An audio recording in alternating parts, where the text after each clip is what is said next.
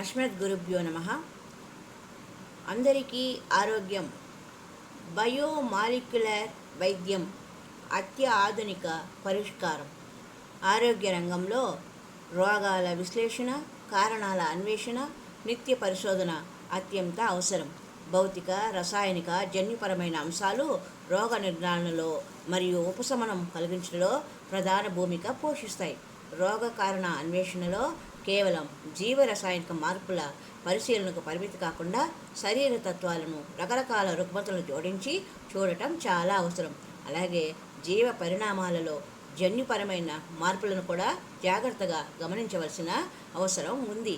Biomolecular వైద్యరోగ కారణ అన్వేషణలో నలువైపులా దృష్టి సారించి పరిష్కారాలు కనుగొనడంలో చాలా విజయాలు సాధించడం జరిగింది. రోగ నిర్ధారణకు ఉపయోగపడే అంగాల పరిశీలన, జీవ రసాయనిక పరిశీలనతో పాటు శరీర తత్వము మరియు జన్యు పరిణామ క్రమమును పరిశీలించడము చాలా అవసరం.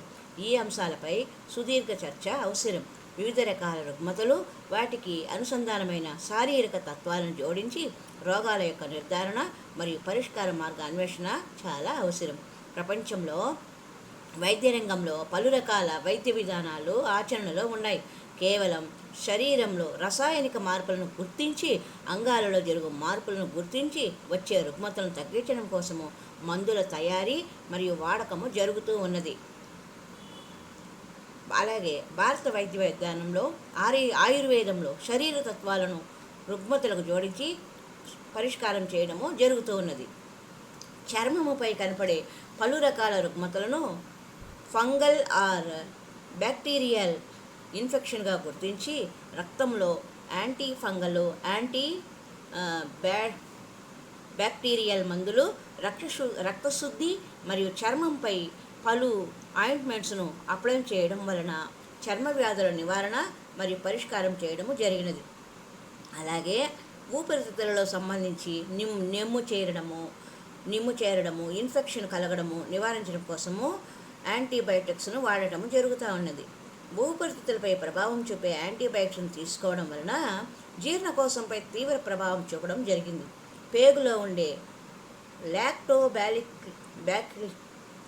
లాక్టోబాసిల్లస్ నశించడం వలన మనం ఆహారమును పౌష్టికాహారంగా రూపొందించే ప్రక్రియ దెబ్బతిని రోగి నీరసపడిపోతాడు. కాబట్టి మనము యాంటీబయాటిక్స్ ఎక్కువ తీసుకోకూడదు. దీనికి ఊపిరితిత్తుల్లో సంబంధించిన సమస్యలకు హోమియో విధానాన్ని పాటించాలి. ఈ అల్లము, సొంటి, మిరియాలు, లవంగము అలాంటి వాటిని తీసుకొని ఆ లోపల ఉండే నెమ్మును కరిగించుకోవాలి. రోగనిరోధక శక్తి కూడా లోపించడం జరుగుతుంది. యాంటీబయాటిక్స్ ఎక్కువ మోతాదులో వాడటం వలన ఉదరంలో అధిక ఆమ్లము ఉత్పత్తి జరుగుతుంది. అందుకని చర్మ వ్యాధికి, ఊపిరితిత్తుల వ్యాధికి విరివిగా ఎక్కువ శక్తివంతమైన మోతాదులో యాంటీబయాటిక్స్ను వాడడము దుష్ప్రయోజనము, కొన్నిసార్లు ప్రమాదకరం కూడా. శరీరంలో గ్యాస్ ఉత్పత్తి అధికం అవడం వల్ల కీళ్ళ నొప్పులు కూడా తీవ్రమవుతాయి. నొప్పుల నివారణకు వాడే మాత్రలు కూడా కిడ్నీ పైన దుష్ప్రయోగం జరుగుతుంది. ఆయుర్వేద శాస్త్రం ప్రకారము గ్యాస్ అంటే వాతం, వాయువు వలన ఉద్భవించడం జరుగుతుంది. నొప్పుల నివారణ కోసం వాడే మాత్రలు మెదడులో ఉండే మెడుల్లా అబ్లాంగేటాను నిద్రపుచ్చి నొప్పి తెలియకుండా చేస్తుంది. కానీ నొప్పి నివారణ మాత్రం జరగదు. నొప్పికి కారణము వాతమైతే వాతాహరిని వాడాలి, కానీ అనాలసిస్ కాకూడదు, అనాలజైసిస్ను కాదు. అనగా పలు రకాల వైద్య విధానాల సమన్వయము చాలా అవసరం. వివిధ రకాల వైద్య విధానాలు స్వతంత్రంగా వ్యవహరించడము సమంజసం కూడా కాదు. ఒక రోగాన్ని నివారించే ముందు మరి ఒక రోగానికి కారణము కాకూడదు. 1949లో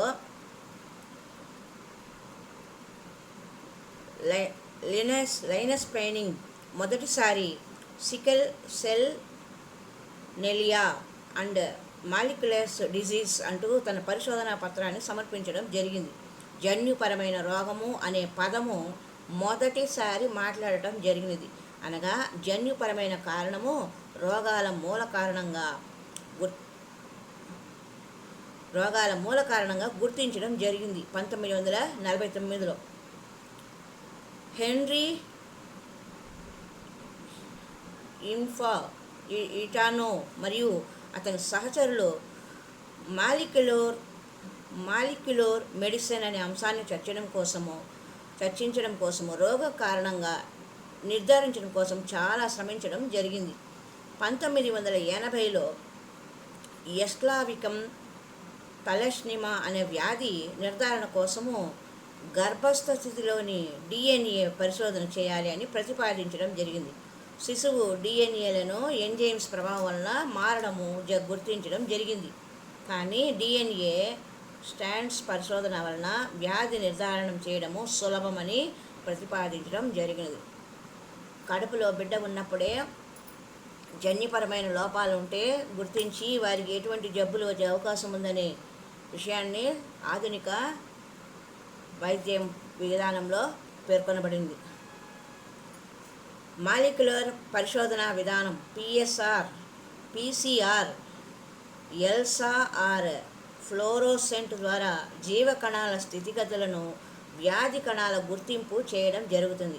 జన్యుపరమైన కారణాలు అన్వేషణం చేయడము జరుగుతుంది. ఈ పరిశోధనలో రకరకాల వ్యాధుల నిర్ధారణ కొన్నిసార్లు తక్కువ మోతాదులో జరగవచ్చు. అందుకని ఒక చేతిలో పట్టే పరికరము కనిపెట్టడము నేటి అవసరం. ఈ పరికరం మూలంగా జన్యుపరమైన మార్పులను పసిగట్టి జన్యుపరమైన వ్యాధి, ఇన్ఫెక్షను, డిసీజ్ను నియంత్రించడము చేయవచ్చు. జన్యు పరిశోధన సకల రోగాల కారణ అన్వేషణకు సమాధానం కాదు. మధుమేహమునకు జన్యుపరమైన వ్యాధిగా మరియు వారసత్వపు వ్యాధిగా గుర్తించడం జరిగినది. డయాబెటీస్ అనేది జన్యుపరంగా వచ్చే వ్యాధి. ఎందుకంటే ప్యాంక్రియాస్లోని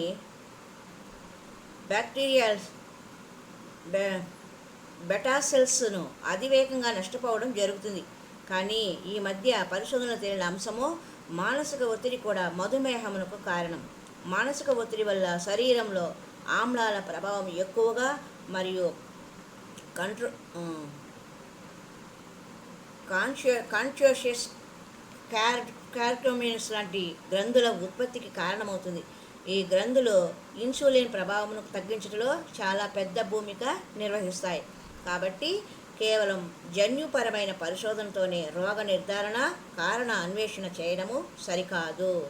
పరిశోధన జీవరసాయనిక మార్పులు, కారణాలు, జన్యుపరమైన మార్పులు మరియు శరీర తత్వాలను గుర్తించడం ప్రధానం. ఈ పరిశోధన వలన వ్యాధి నిర్ధారణ మరియు పరిష్కారము సులభమవుతుంది. అందుకే వైద్యులు పరీక్షలు చేసి కొంతకాలము ఆగి మరలా వచ్చి సంప్రదించమని సలహాలు ఇస్తుంటారు. ఎందుకంటే శరీరంలో వారు తెలుసుకున్న విషయంలో యొక్క అంశాలు నిర్ధారణ అయ్యే వరకు వారు వెంటనే ఫలితాలను ప్రకటించరు. రోగికి ఏదైనా జన్యుపరమైన ఇన్ఫెక్షన్లు వస్తే. మానవ శరీరంలోని జీవరసాయనిక శాస్త్రము నిత్యము మార్పు చెందుతూ ఉంటుంది. మనం తినే ఆహారం మరియు మందులు వాటి ప్రభావం చూపుతూ ఉంటాయి. రసాయనిక ఉత్పత్తుల ప్రభావం శరీరం మొత్తం పైన ఉంటుంది. ఇదివరకు చర్చించిన యాంటీబయాటిక్స్ వినియోగము అధికమైనప్పుడు జీర్ణకోశంలోని లాక్టోబాసిల్లస్ స్థానంలో వేరే రోగకారక క్రిములు చేరి ఆహారాన్ని పౌష్టిక రూపంగా మార్చే బదులు విషముగా మార్చుట జరుగుతుంది. ఈ అంశాన్ని పలు దేశాల్లో గుర్తించడం జరిగింది. గర్భిణీ స్థితిలో కానీ నూతనంగా జన్మించిన శిశువుకు కానీ యాంటీబయాటిక్ వాడినచో ఈ శిశువుల యొక్క మానసిక ఎదుగుదల ఆగిపోవును. ఎందుకంటే పోషకాహారాలు విషమంగా మారి శరీరంలో మెదడుతో సహా అన్ని భాగాలకు చేరును.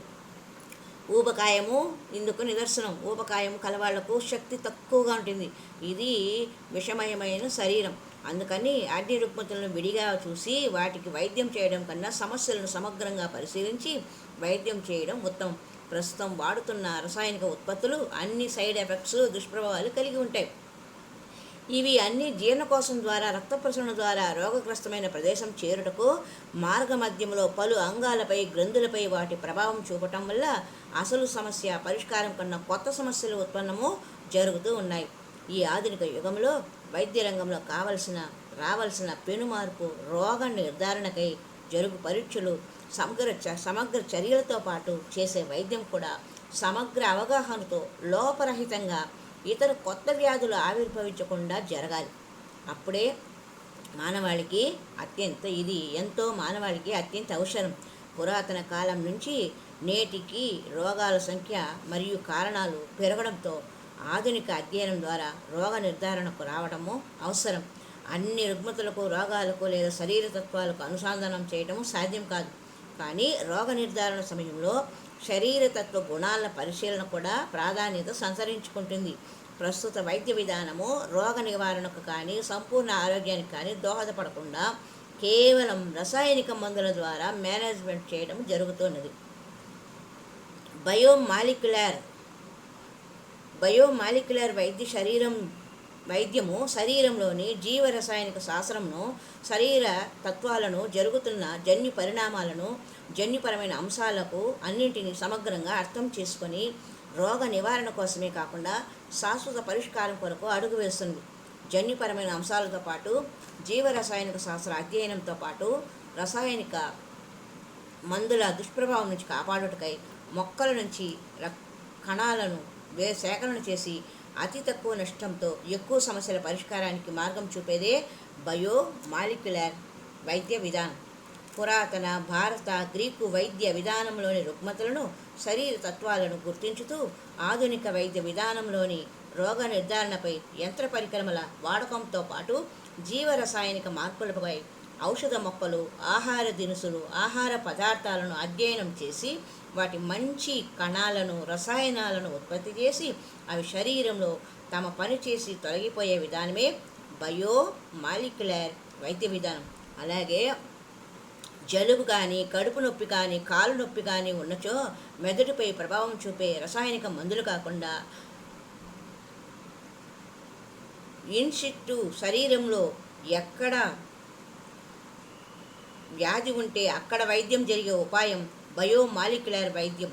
ఊపిరితిత్తులలో వ్యాధికి జీర్ణకోశాన్ని ఇబ్బంది పెట్టకుండా కేవలం ఊపిరితిత్తుల ప్రాంతంపై పూసినా అది లోనికి చేరి అక్కడ రోగాన్ని అరికట్టి రోగికి ఉపశమనం కలిగిస్తుంది. మొక్కల నుంచి మరియు ఇతర ఆహార దినుసుల నుంచి సేకరించిన మాలిక్యులర్స్ కాంపౌండ్స్ మిశ్రమించడం వల్ల ఎలాంటి ఇతర దుష్ప్రభావాలు లేకుండా సాగే వైద్య విధానమే బయోమాలిక్యులర్ వైద్యం.